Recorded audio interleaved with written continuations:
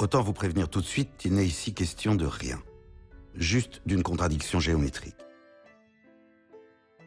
Les rencontres de l'ITS, un podcast dédié aux questions sociales, aux actualités de la formation, aux pratiques en travail social et à l'innovation. Il est question du quotidien des personnes accompagnées comme celui des professionnels. L'objectif est de mettre en commun ce qui, au départ, peut sembler étrange, étranger, éloigné, voire incompatible, et pourtant, ça marche! D'où l'idée d'une table ronde, histoire de faire le tour d'une question, d'un thème, d'un sujet qui vous intéresse, qui nous intéresse et nous rassemble. On a tout mis au carré pour ces tables rondes, tendez bien l'oreille. Cet épisode, le 3e de la série, questionne le faire famille, entre construction et déconstruction des liens familiaux. Vous allez entendre le témoignage de professionnels et futurs professionnels sur ce sujet. Bonne écoute à vous! Car dans le peu de certitudes sur lesquelles nous puissions compter, il en est une que même les pires sceptiques auront toujours du mal à remettre en question. Un carré ne rentrera jamais dans un rond. Donc bonjour à toutes et à tous. Nous sommes ravis de vous accueillir aujourd'hui dans le cadre du 3e épisode du podcast Les Rencontres de l'ITS. La thématique de ce 3e épisode est faire famille, construction et déconstruction des liens. Et nous nous retrouvons aujourd'hui ici au sein de l'ITS pour échanger autour de ce sujet. Tout d'abord, je vais me présenter. Je m'appelle Marie Couture, je suis étudiante au sein de l'ITS en 3e année d'assistante de service social. Et si je suis à ce micro, ce n'est pas par hasard. Le faire famille a été la colonne vertébrale de mon travail de mémoire de recherche de pratique professionnelle, un fil rouge qui a guidé mes lectures, mes observations de terrain et mes échanges avec des professionnels du social. Je trouve que ce sujet relève de ce qu'il y a de plus intime dans nos existences, tout en étant profondément traversé par les enjeux sociaux, culturels et symboliques de notre époque. Mais alors, qu'est-ce que faire famille ? Et pourquoi ne parle-t-on pas simplement de la famille, mais du faire famille ? Le verbe « faire » signifie une action, une construction, une invention parfois fragile, parfois solide, mais toujours située.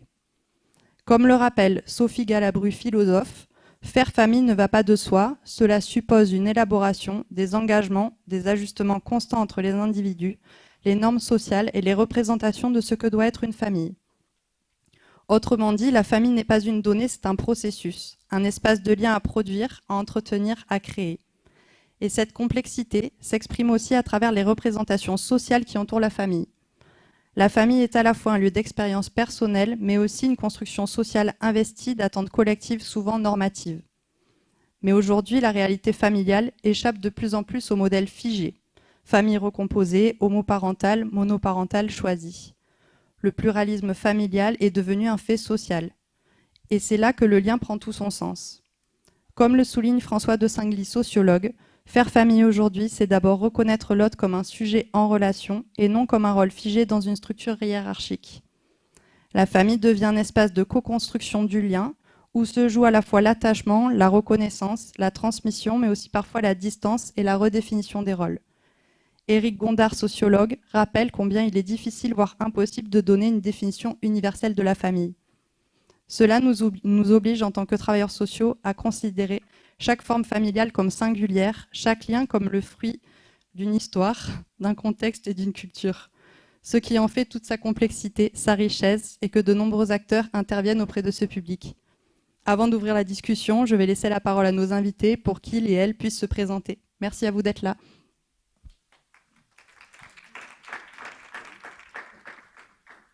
Bonjour à tous, je suis Alice Santon, j'occupe des fonctions ici de directrice des formations et de la recherche.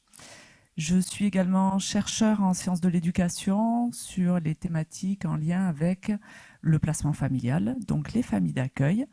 Et pourquoi cette sensibilité-là ? Pourquoi ce sujet me tient à cœur ? Parce que j'ai grandi moi-même au sein d'une famille d'accueil, puisque mes parents étaient familles d'accueil et accueillaient donc des enfants confiés par l'aide sociale à l'enfance. Donc le faire famille me parle, la notion de la famille qui ne va pas de soi me parle aussi. Et voilà pourquoi j'ai été invitée à participer à ce podcast aujourd'hui. Bonjour, je m'appelle Angelina Florentin et donc je fais partie d'une grande famille, et je dirais même de plusieurs grandes familles. donc au niveau personnel, bien sûr, mais aussi au niveau professionnel, parce que je représente la Caisse nationale d'allocation familiale. Je travaille pour les 101 caisses d'allocation familiale et depuis très longtemps. Et donc, je suis vraiment au service de la famille depuis toujours, je pense, parce que j'accompagne les familles, les professionnels. Et au sein de l'ITS, j'ai l'opportunité de travailler avec certains d'entre vous pour travailler plutôt sur la relation d'aide, l'approche systémique, qui sera un de mes fils rouges en tant qu'intervenante, et tout ce qui peut faire du coup famille. Et donc, pour moi, c'est une thématique qui traverse toute ma vie. Donc, je suis très contente d'être là et merci de me l'avoir proposé. Donc bonjour, donc moi, je m'appelle Robin Louis et je suis actuellement TISF donc au sein de l'hôtel maternel Castilla qui fait partie donc de l'OGFA à Jurançon. Et pour ma part, j'ai découvert le social voilà, dans le cadre d'une reconversion professionnelle. Donc j'y travaille depuis juillet 2023. Voilà. Bonjour, alors moi je m'appelle Christelle Larbiou, je suis en première année de TISF et je suis donc en reconversion professionnelle. Et le faire famille, c'est forcément quelque chose qui m'intéresse et que je découvre au fur et à mesure de mes stages. Je vois que c'est à la fois normé par la loi, je suis obligée de le dire parce que je sors d'un cours avec Isabelle Guyot, donc à la fois normé par la loi et à la fois très singulier. Voilà. Merci beaucoup. Donc j'ai une question pour vous quatre. Selon vous, que signifie faire famille ? Vaste question, ou pas simple en tout cas je pense.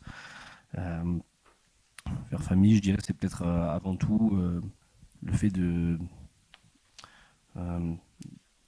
développer des liens, peut-être des relations justement entre les différents membres d'une famille, et peut-être notamment peut-être se découvrir soi-même à travers cette expérience. Bon, par exemple, le fait de devenir parent, par exemple. Voilà ce que je pourrais en dire. Alors moi, je m'étais fait une petite définition parce que c'était un très bon exercice. Et donc, je m'étais dit que le faire famille, c'était l'art d'accommoder des personnes, de construire et déconstruire des liens et de jongler avec les places. Alors moi, le faire famille, je prendrais une métaphore, celle du corps, parce qu'on dit souvent qu'on est un membre d'une famille. Et donc, en fait, on a tous des façons différentes de s'organiser. Et dans la famille, donc si je prends par exemple la métaphore du corps, si je me fais très mal au petit doigt, c'est toute la famille qui va en pâtir. Et en même temps, pour qu'elle aille bien, qu'elle aille dans la même direction, il faut qu'on soit en accord, il faut qu'il y ait de bonnes relations, ou du moins qu'il y ait des relations. Voilà, pour ne pas aller à l'amputation, il vaut mieux essayer de soigner les désaccords. Voilà. Moi, je dirais que dans le faire famille, il y a deux notions. La notion de temporalité et la notion de quotidienneté. Bien sûr, la famille, vous l'avez dit, elle naît à la naissance d'un enfant, voilà, ou par des liens contractuels comme les liens du mariage. Mais pour faire famille, je pense qu'il faut un petit peu plus de temps et que ça se noue dans un partage autour de choses assez implicites. Comme le fait de partager des moments ensemble, des repas ensemble, des temps du quotidien, si chers à nous, travailleurs sociaux. Merci beaucoup. Angelina, tout à l'heure, vous avez, dans votre définition du faire famille, vous avez parlé de liens.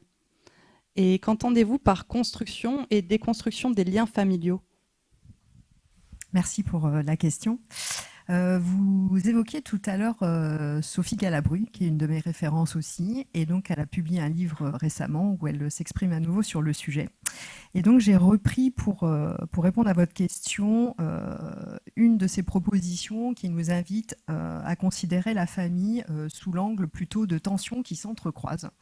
Parce que je pense que parfois on nous ment sur ce qu'est une famille. C'est pas forcément une petite croisière tranquille, c'est pas une recherche de bonheur constant. On s'inscrit déjà dans un chaos, dans quelque chose qui existe, qu'on connaît plus ou moins. Et donc, on hérite de ça et on va en créer d'autres. Et donc, elle dit qu'effectivement, toutes ces tensions-là qui font famille et que moi, j'essaie de prendre de manière positive parce que les conflits, c'est des bonnes choses quand il y a un espace de communication. Et donc, elle dit que tout ça, ça permet d'entrecroiser tout ce qui va faire partie de l'identité et des différences. Et donc, effectivement, ça génère toujours des paradoxes. Toujours des mises en perspective entre ce que l'individu va pouvoir construire avec cet héritage, mais qu'est-ce qui fait groupe aussi. Donc il y a toujours un basculement entre la personne et le groupe. Donc ça, c'est une des choses que je retiens. Donc effectivement, ça nécessite d'avancer par de la construction et de la déconstruction. Parce que plus on avance dans la vie, et plus parfois pour avancer, il faut déconstruire. Et pour déconstruire, il faut après reconstruire. Et donc, la construction. Ensuite, elle parle aussi de l'encroisement entre la protection et la liberté. Donc c'est pareil, pendant un certain temps, on a besoin d'être protégé, mais après, il faut s'en libérer pour repartir. Donc tout ce qui a été construit, on doit le capitaliser et on doit à nouveau lui donner une autre nuance, une autre couleur qu'est la nôtre. Et elle termine en disant effectivement que s'entrecroise aussi tout ce qui va concerner la transmission et la séparation. Donc pour transmettre, il faut être en lien. Donc il faut construire une relation, un entre-deux, parce que vous parlez d'entre-deux quand vous parlez de construction et de déconstruction. Et ensuite, il faut se séparer et faire avec cet héritage. Merci beaucoup. Pour vous, Robin, est-ce que vous pouvez me nommer différentes formes de famille que vous avez rencontrées dans votre pratique ? Alors c'est vrai que pardon, moi dans le cadre de la structure d'hébergement où je travaille, où ce sont des mères normalement isolées avec des enfants en bas âge. Donc nous on travaille essentiellement effectivement avec des mères qui peuvent avoir 1 ou 2 ou même parfois 3 enfants. Mais parfois on a pu aussi accueillir des mères qui n'étaient pas forcément isolées, en ce sens qu'elles pouvaient avoir notamment par exemple un compagnon ou le père des enfants qui résidait dans le secteur. Et parfois on a pu d'ailleurs autoriser de manière assez cadrée quand même la venue du père en fait au sein même du foyer pour qu'il puisse passer par exemple une partie de la journée avec la mère ou les enfants. Voilà. Donc on va dire voilà, c'est 2 types de profils. Les mères pour le coup vraiment isolées dans leur parentalité et les mères qui ont quand même un lien avec le père dehors ou parfois aussi avec d'autres membres de leur famille à l'extérieur. Okay, merci beaucoup. Pour continuer sur cette question de lien, Christelle, qu'est-ce que pour vous faire lien dans la famille ? Alors, faire lien dans la famille, c'est parfois, je vais passer par ne pas faire lien. Ne pas faire lien, c'est vivre côte à côte sans rien partager. Donc, faire lien, ça sera partager et c'est souvent des moments privilégiés. Ils n'ont pas besoin d'être très longs, mais il faut qu'ils soient de qualité. Une maman qui est débordée, si elle passe juste 10 minutes avec son enfant à être en présence rien qu'avec lui, on voit le changement dans le comportement, mais vraiment de manière assez spectaculaire. Faire lien, c'est avant tout de la qualité. Si on ne peut pas donner de la quantité, il faut vraiment travailler la qualité et l'échange, quel qu'il soit, un vrai partage. Voilà. Merci beaucoup. Et pour vous, Alice, comment l'évolution du système familial a-t-elle impacté la pratique en travail social ? Alors, l'évolution du système familial, si je remonte à l'histoire un petit peu des métiers du travail social, même s'ils sont beaucoup plus anciens que ça, mais au niveau de la professionnalisation, c'est vraiment entre les 2 guerres mondiales et vraiment après la Seconde Guerre mondiale. Dans un contexte de politique nataliste où il fallait reconstruire et donc faire des enfants, reconstruire la France, faire des enfants avec des familles nombreuses, voire très nombreuses. Et les travailleurs sociaux, les TISF qu'on appelait à l'époque les travailleuses familiales, les assistantes sociales, intervenaient beaucoup pour seconder ces familles nombreuses dans leur quotidien, avec malgré tout une présence de liens assez forts dans les familles, notamment au niveau intergénérationnel. Les grands-parents, les arrière-grands-parents vivaient ou à proximité, voire même dans les mêmes maisons. L'évolution des systèmes familiaux ont fait que les liens se sont distendus. Robin le disait, aujourd'hui on assiste à une augmentation du nombre de familles monoparentales, du nombre de familles recomposées, une diminution du nombre d'enfants par famille. Ce n'est pas forcément le cas des enfants en protection de l'enfance qui sont encore issus de familles nombreuses, voire très nombreuses. Mais l'évolution du système familial a fait que du coup, les travailleurs sociaux, là où les travailleurs sociaux finalement intervenaient pour soutenir les familles, et notamment les familles nombreuses, aujourd'hui les travailleurs sociaux interviennent davantage, me semble-t-il, dans tout ce qui va être maintien du lien social et apprentissage peut-être même des habiletés parentales qui se transmettaient davantage de génération en génération. Quand on parle aujourd'hui de familles isolées, de mères isolées, elles ne savent pas forcément, elles n'ont pas les techniques, je dirais, de base pour s'occuper d'un nouveau-né. On peut nous faire croire, Angelina parlait de la famille idéale ou de ce qu'on nous fait croire, on nous fait croire que devenir père, mère, c'est inné. En fait, c'est pas du tout inné, ça s'apprend.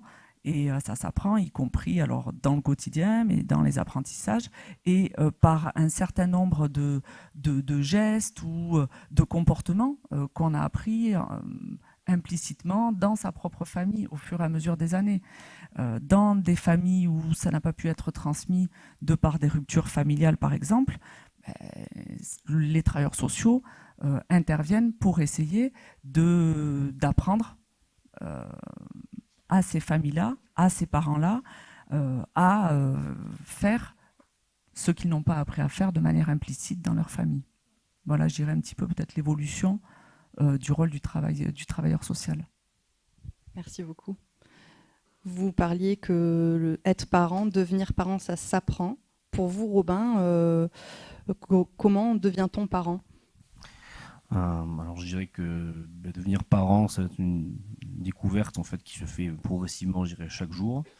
Et oui, je pense quelque part c'est aussi un peu se découvrir soi-même en tant que parent, en développant une nouvelle relation avec ses enfants et bon, avec le premier enfant, mais même dans le cas d'un parent qui aurait plusieurs enfants, et que chaque enfant est différent. Et j'en parlais avec encore une mère l'autre jour qui avait eu 2 enfants plus grands, il y a un certain nombre d'années déjà, qui étaient des pré-ados, qui viennent d'avoir effectivement un autre enfant, et on pouvait effectivement se faire la réflexion en discutant que à chaque fois c'est un recommencement. Voilà, ce n'est pas une répétition, mais c'est toujours un recommencement, mais quelque chose de différent. Et découvrir au quotidien effectivement comment ces nouveaux liens se développent, et puis aussi comment arriver même à gérer le quotidien, y compris les autres aspects de la vie, les autres obligations, etc. En parallèle de cette nouvelle expérience, on va dire. Mais cette nouvelle expérience qui embrasse un peu tous les aspects de la vie, on va dire. Voilà. Et est-ce que vous pourriez nous définir la parentalité ? Même si c'est très proche. Oui. Oui, je dirais que ce serait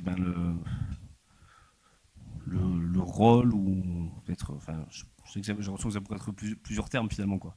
Ça pourrait être à la fois un rôle et puis aussi une expérience même en fait, de tout ce qui relève de ce qu'on va avoir à découvrir, à accomplir dans la relation en fait avec l'enfant. Enfin, je dis avec l'enfant, mais aussi même avec l'autre parent éventuellement. Okay. Merci beaucoup. Christelle, si vous voulez compléter son propos. Moi, je dirais aussi qu'il y a la forme juridique aussi de la parentalité, parce qu'on vient de le voir. Donc, il y a aussi tout ce qui est encadré par la loi. Et puis, pour compléter, oui, je dirais que c'est un processus. En fait, on a envie d'un enfant, on l'idéalise, il arrive, on déconstruit ce qu'on avait prévu parce que la réalité ne correspond pas à l'enfant qu'on avait imaginé. Et ensuite, on devient parent avec cet enfant-là. On ne sera pas le même parent avec un autre enfant. Et parentalité, c'est aussi responsabilité et c'est aussi éducation. Voilà, pour moi. Ok, merci beaucoup. Angelina, vous nous disiez que vous étiez formée à l'approche systémique. Et quelle est la place de l'approche systémique dans cette question de déconstruire pour reconstruire ? Merci pour la question, parce que j'ai eu la chance d'être formée à l'utilisation du génogramme. Donc c'est un arbre généalogique qui permet de visiter dans son actualité les membres de la famille, qu'est-ce qui fait famille sur l'instant où on fait son génogramme, et donc de qualifier les relations qu'on a avec chacun des membres qu'on a choisis, et de donner une actualité à notre vision de la famille et autoriser un tiers à pouvoir l'observer et à donner sa lecture. Et ce qui fait de l'approche systémique cette capacité à rendre compte et à se réapproprier l'histoire de nos familles. Parce que moi j'aime bien la famille plurielle. C'est pas qu'une famille. C'est plusieurs familles, on arrive avec 2 parents, avec des histoires différentes, ils appartiennent aussi à des familles aussi différentes. Et donc quand on fait son génogramme, ça on peut le voir, on peut l'écrire, on peut le faire parler. Et l'approche systémique, elle nous invite à poser cette histoire à un moment donné, à se la raconter, à se la faire raconter, d'où le lien avec les travailleurs sociaux que vous êtes, hein, c'est-à-dire que comment on rend représentable ce que se représente chacun d'entre nous, la famille. Et ça, c'est un outil extrêmement puissant pour ça. Et ensuite, comment on se laisse embarquer dans des possibilités d'interprétation, de faire que notre famille n'est pas une fatalité, n'est pas un déterminisme, mais l'opportunité de lui donner une suite qui a notre couleur, qui a notre personnalité, et comment ensuite on va vouloir la proposer, ou pas, à nos enfants. Et donc je trouve que c'est un très bel outil, et l'approche systémique pour ça, à travers cet outil, mais pas que. Donc je vous invite, si vous voulez creuser, à lire Anne Ancelin, qui est l'une des fondatrices de cet outil-là, et notamment Aïe mes aïeux, qui est extraordinaire. Et donc voilà ce que l'approche systémique peut venir apporter et contribuer à cette histoire de famille au pluriel. Et comment vous le proposez ça aux familles que vous accompagnez ? Alors moi c'est compliqué parce que je ne propose pas directement, donc moi je fais plutôt à la commande, ou en tout cas je le propose dans les formations que me donne l'opportunité de faire l'ITS. Et donc on peut le faire soi-même aussi, hein. C'est comment on vient poser à l'aide d'un petit génogramme, comment on vient qualifier les relations et comment on s'autorise à en faire une lecture partagée. Donc le génogramme c'est une formation. Donc, il faut avoir fait son propre génogramme avec des spécialistes de cet outil-là pour pouvoir après vraiment l'utiliser et aller très loin dans les interprétations, parce que souvent, c'est là où il y a des révélateurs de non-dits. Donc, on ne laisse pas ensuite une famille ou une personne repartir sans garantie, sans la sécuriser. Ça se prépare. On a des thématiques aussi. Certaines familles viennent me voir en me demandant d'étudier des pathologies, d'étaler des comportements, notamment d'addiction, à travers des générations qui peuvent se répéter.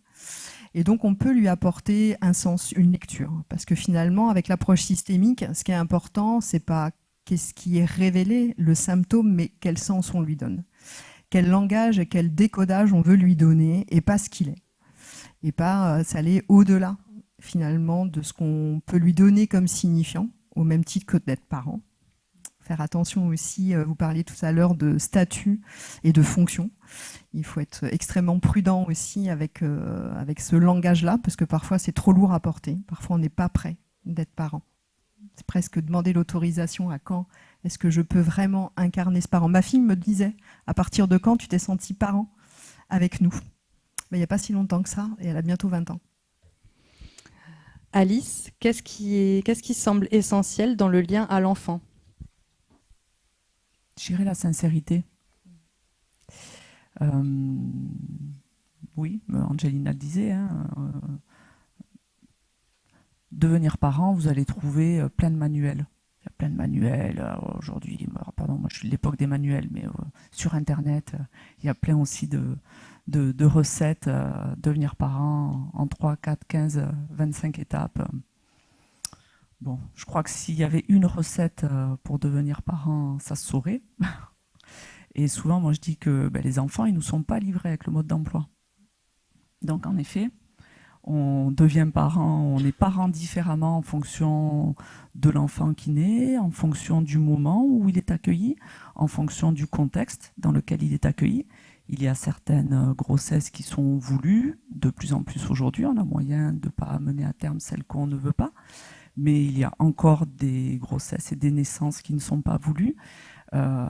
Et pour autant, voilà, il y a des parents qui doivent s'occuper de leur enfant avec les difficultés de leur histoire familiale, avec leurs propres blessures d'enfants devenus grands, parce que derrière le parent en devenir ou le parent devenu, il y a toujours aussi l'enfant qu'on a été. Et je crois que la sincérité qu'on doit à nos enfants, c'est aussi de ne pas oublier le propre enfant qu'on a été. Très souvent, je trouve qu'en tant qu'adulte, on est extrêmement exigeant avec nos enfants, avec nos adolescents, avec les étudiants. en oubliant quelquefois qu'on a été aussi enfant, élève, étudiant, assis sur ces chaises ou dans cet amphi. Et c'est bien de temps en temps de s'en souvenir aussi. Merci beaucoup. Angelina, si vous voulez compléter le propos, je vous en prie.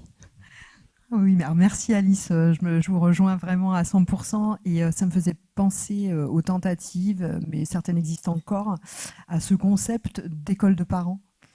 Et c'est vrai que c'est très signifiant et je pense qu'il faut l'accepter en tant que tel. Après, on lui donne l'importance qu'elle doit avoir et ça, chacun après est libre d'avoir son avis là-dessus, mais c'est tellement déstabilisant cette histoire. D'être parent et de s'inscrire dans une continuité de famille que presque il faudrait une école, parce que ça fait peur. Et je pense que je suis d'accord avec vous, Alice, parce qu'il faut être sincère. C'est pas facile d'être parent.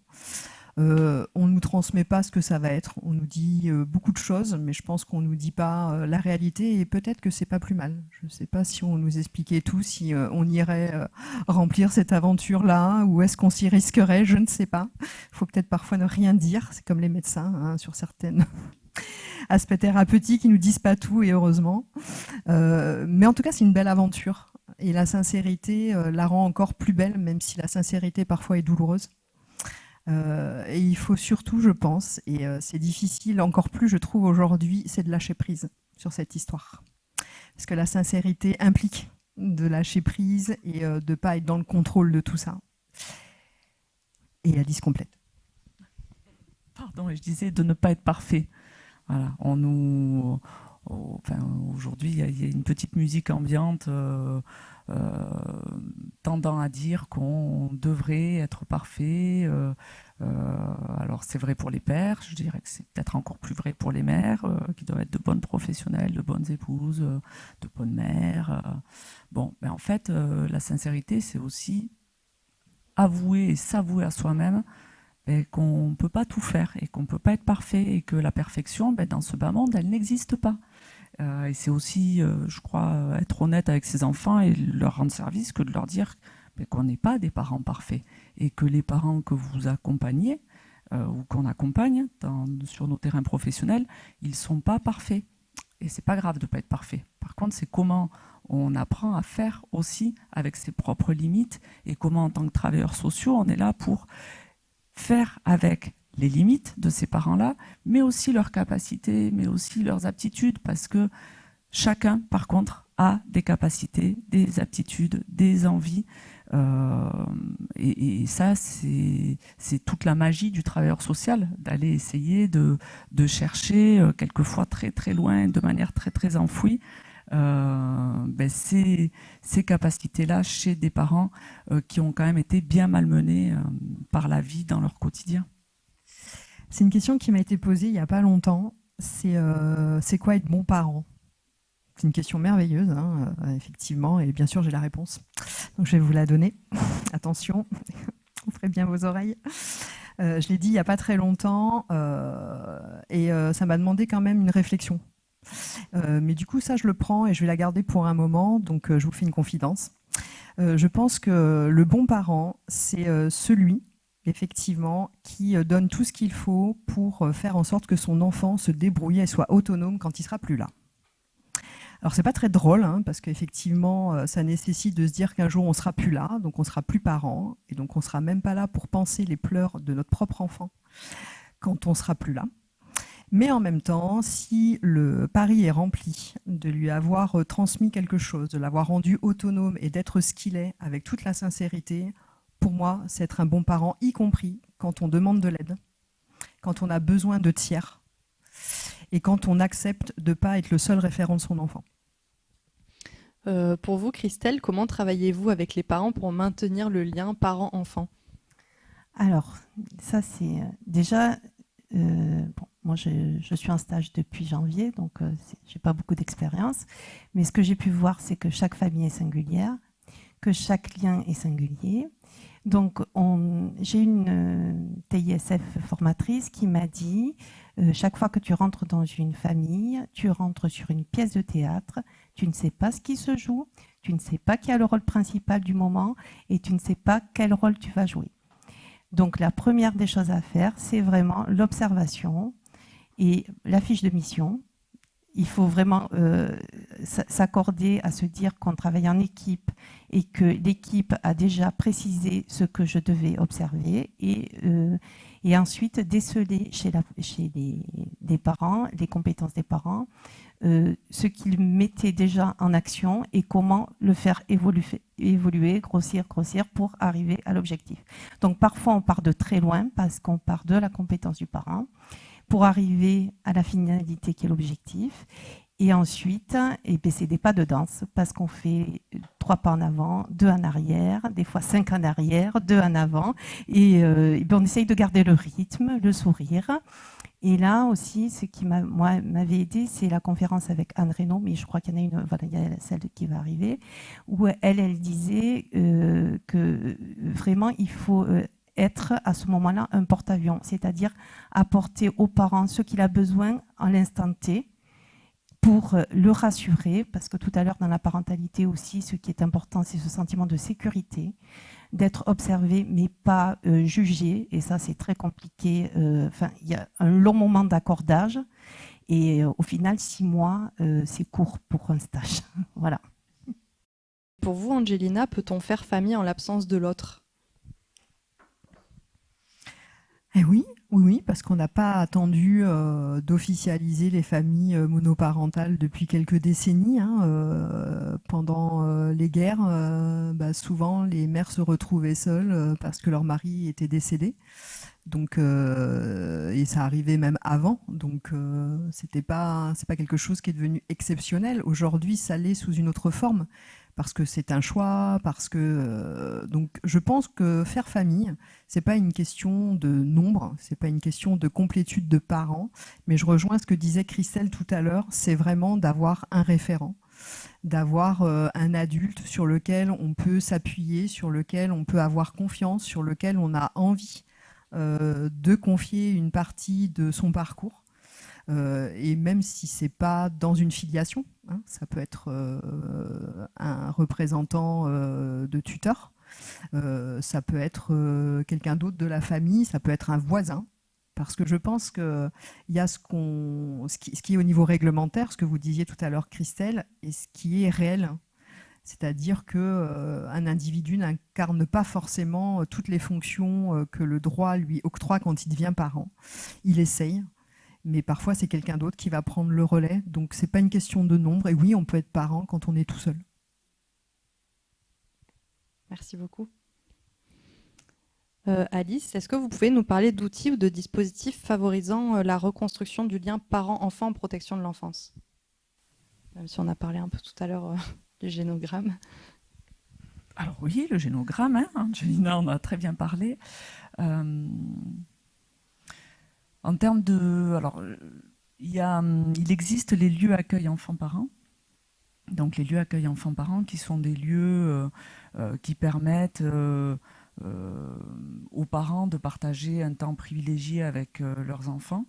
Donc, ce sont des lieux où on peut travailler certaines compétences parentales et obtenir du soutien, y compris entre parents, par de la pérédance. Et donc, bien sûr, ces dispositifs existent aussi dans le cadre de la protection de l'enfance, plus dans le cadre de visites médiatisées sous protection. Donc, c'est tous les dispositifs de soutien à la parentalité qui permettent de donner la possibilité à des parents dont l'enfant leur est retiré de pouvoir passer un moment plus ou moins long et d'apprendre ensemble à se connaître, à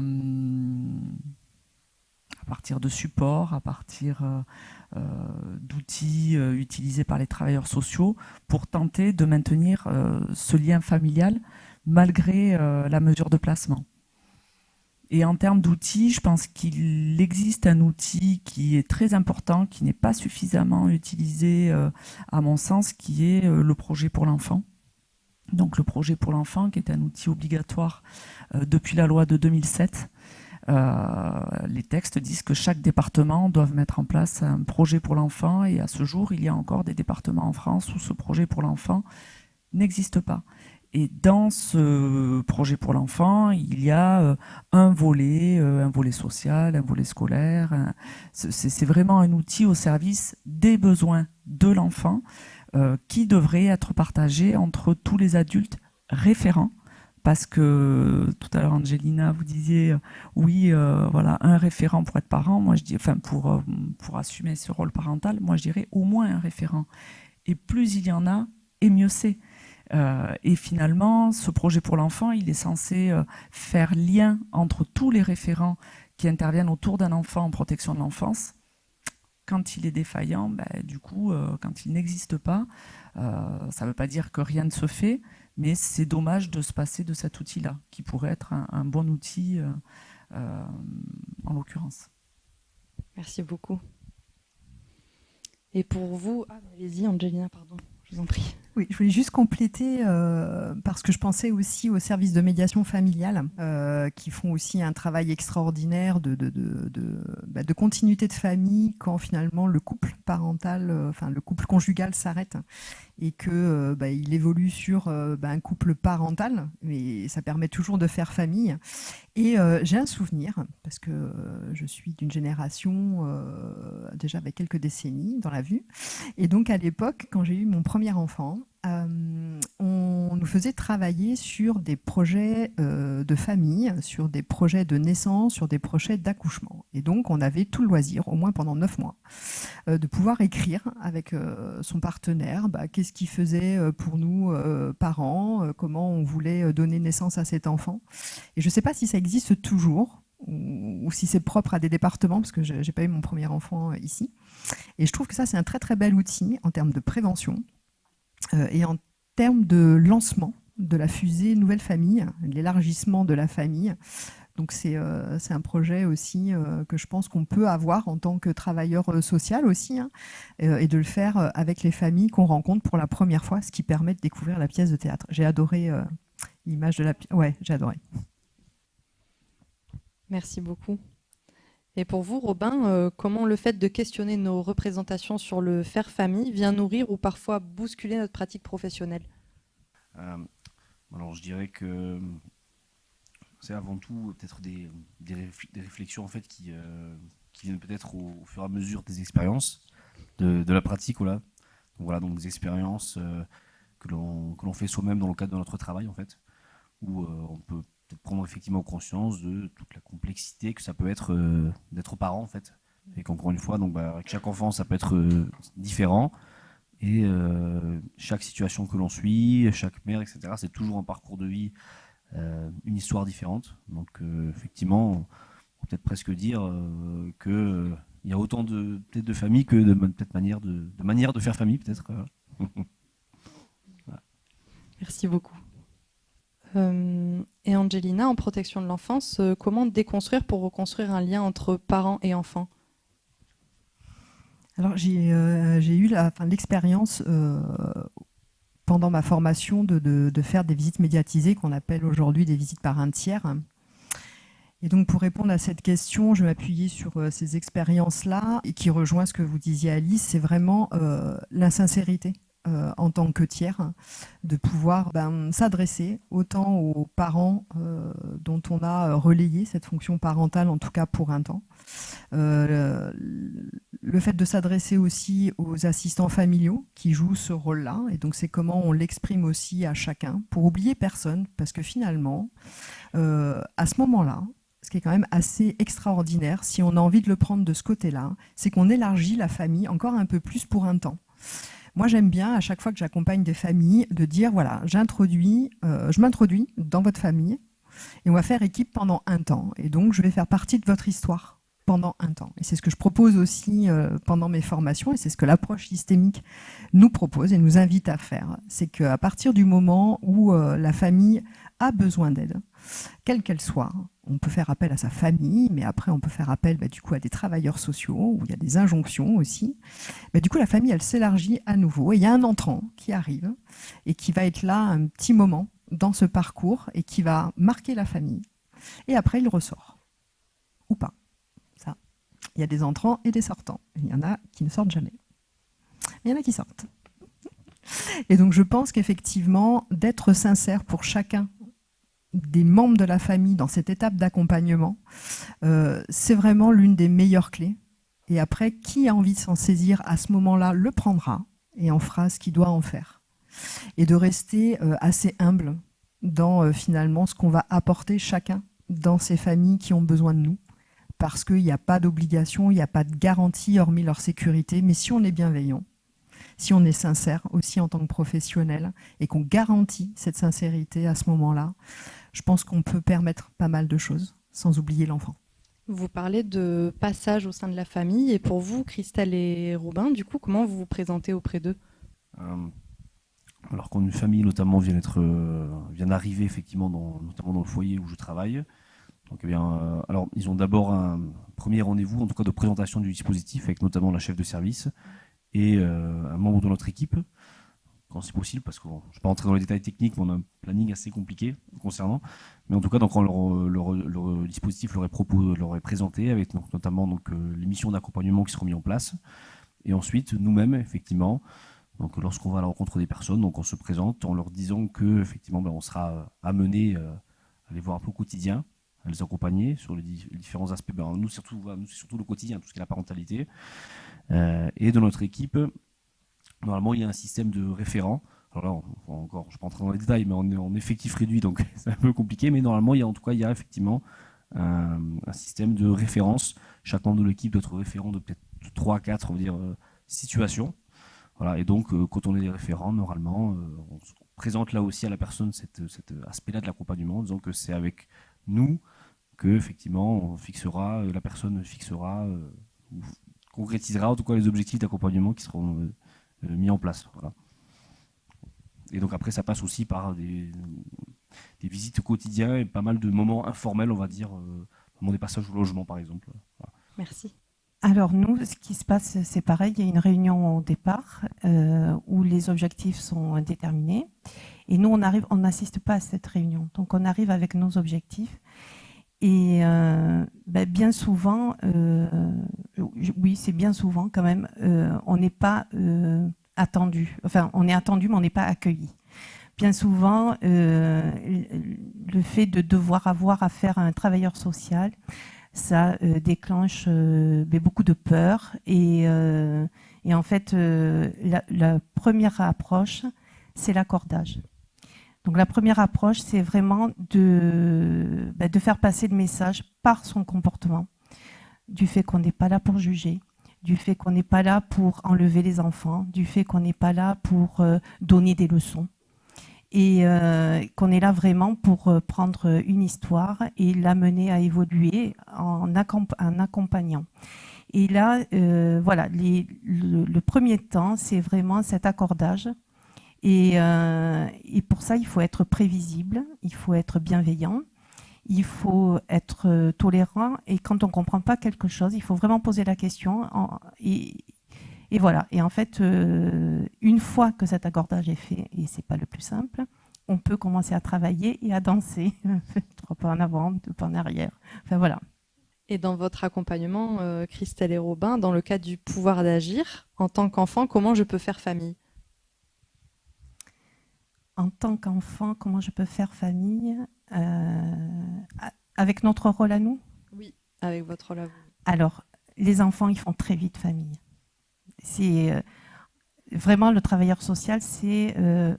moi, dans l'expérience que j'ai eue, encore c'est une petite expérience, mais les enfants, ils font très vite famille. Du moment où vous reconnaissez leurs sentiments, le fait qu'ils ont le droit d'avoir ces sentiments-là, mais le fait qu'ils n'ont pas le droit de les exprimer de telle ou telle façon, tu as le droit d'être en colère, mais tu n'as pas le droit de donner un coup de pied.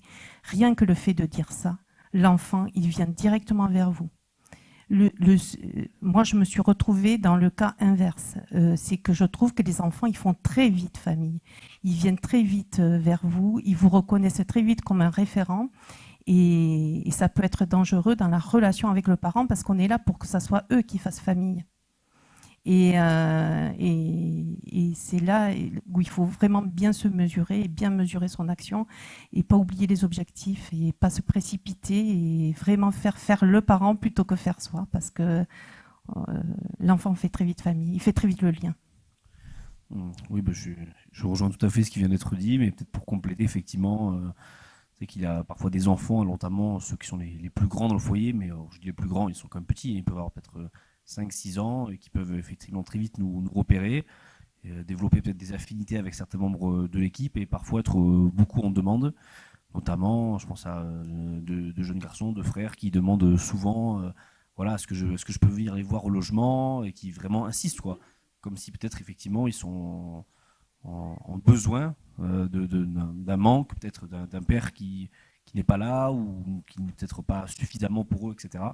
Et oui, après, effectivement, je pense que, comme dit Christelle, il faut aussi faire attention. Il faut savoir aussi rester à sa juste place par rapport à l'enfant. C'est-à-dire qu'il faut apporter à l'enfant ce dont il a besoin là, et que parfois la mère ne va peut-être pas non plus lui apporter. Et en même temps, voilà, faut savoir aussi effectivement rester à sa place, ne pas se substituer non plus, quoi. Être là, à la bonne place, quand il faut. Œuvrer dans ce sens, en tout cas. Voilà. Merci beaucoup. J'adore votre question parce que quand vous l'avez posée, tout de suite, j'ai vu le dessin d'un enfant très petit à qui on demande « Dessine-moi ta famille ». Et dedans, vous avez les peluches, vous avez les animaux, vous avez les insectes, vous avez la maîtresse, vous avez... parce que ça, c'est un outil extrêmement puissant aussi, le dessin, avec les enfants, pour qualifier le lien d'attachement. Mais l'enfant fait famille avec tout. Tout à partir du moment, et je vous rejoins là-dessus, Christelle, à partir du moment où on lui témoigne et qu'on le reconnaît, et qu'on reconnaît le lien qu'on fait avec lui, et qu'on le rend représentable, et qu'on lui témoigne de la sincérité et de la justesse dans ce qui se tisse avec lui. Donc du coup, tout fait famille. Et même à l'adolescence, et aujourd'hui, j'ai un adolescent, il a beaucoup de frères, mais vraiment beaucoup dans son entourage. Je ne savais pas que j'avais autant d'enfants d'ailleurs, mais ils sont tous frères. Ouais, frères, ils sont tous frères. Et je me dis que c'est quand même très significatif quand on se base sur l'observation de la vie, et l'approche systémique nous invite à ça finalement. C'est un spectacle tous les jours, à qui veut le voir. Et donc finalement, la famille, c'est celle qu'on choisit, et c'est celle qui nous témoigne le fait qu'on appartient à un lien et qu'on le représente. Et c'est surtout ça. Et donc, pour moi, en tant que systémicienne, c'est aussi l'art de communiquer. Et ça, c'est extrêmement important.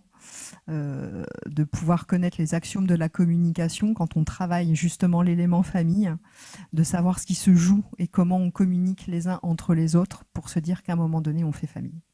Moi, je voudrais compléter parce que je crois qu'au fond, c'est quand même un problème d'adulte, cette histoire-là.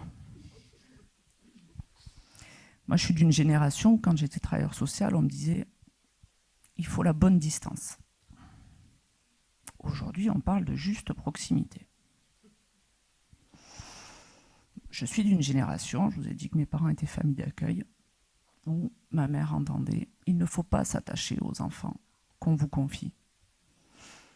Bon, moi, j'ai toujours pas compris comment on faisait. Comme on ne peut pas décréter à l'inverse qu'il faut absolument s'attacher à telle ou telle personne. Ces histoires-là, je crois qu'elles nous dépassent. Et je me demande aujourd'hui, du haut de mon expérience, si finalement c'est pas juste une histoire aussi de peur de perdre sa place dans la famille, de perdre sa place dans la société, une histoire de droit d'adulte sur les enfants. Tout à l'heure, Christelle, vous avez parlé de responsabilité. En effet, je pense qu'on devrait peut-être davantage poser la question en termes de responsabilité parentale, de responsabilité d'adulte. Parce que finalement, les enfants, ils font très bien la part des choses. Alors Angelina donne l'exemple des frères. Moi, je pourrais donner l'exemple des mamans. Un enfant confié en famille d'accueil qui va appeler l'assistante familiale maman, tati, tata, nounou. Il sait très bien que c'est pas sa maman, que c'est pas sa tati, que c'est pas sa tata. Ce serait insultant pour les enfants que de penser qu'ils ne savent pas. Ils savent, ils sont les premiers concernés. Ils savent qu'ils ne vivent pas avec leurs parents. Pour autant, ils font la différence. Et quand on leur demande oui, mais maman, tu peux pas l'appeler maman, mais en fait, ils savent que c'est pas leur maman. Donc je crois qu'avant tout, c'est un problème d'adulte. Les enfants font très bien la différence dans le lien qui les unit ou pas aux adultes, signifiant qu'ils ont choisi comme chacun d'entre nous. On ne choisit pas sa famille, on choisit ses amis. Et quelquefois, on a certains amis qu'on considère plus comme étant membres de notre famille que certains membres de notre famille. Et on s'autorise ce droit-là en tant qu'adulte, mais on ne l'autorise pas aux enfants. En tout cas, c'est une réflexion que je voulais partager ou que le débat m'inspirait. On vous remercie en tout cas pour cet échange. C'était très riche. Merci à tous d'être venus.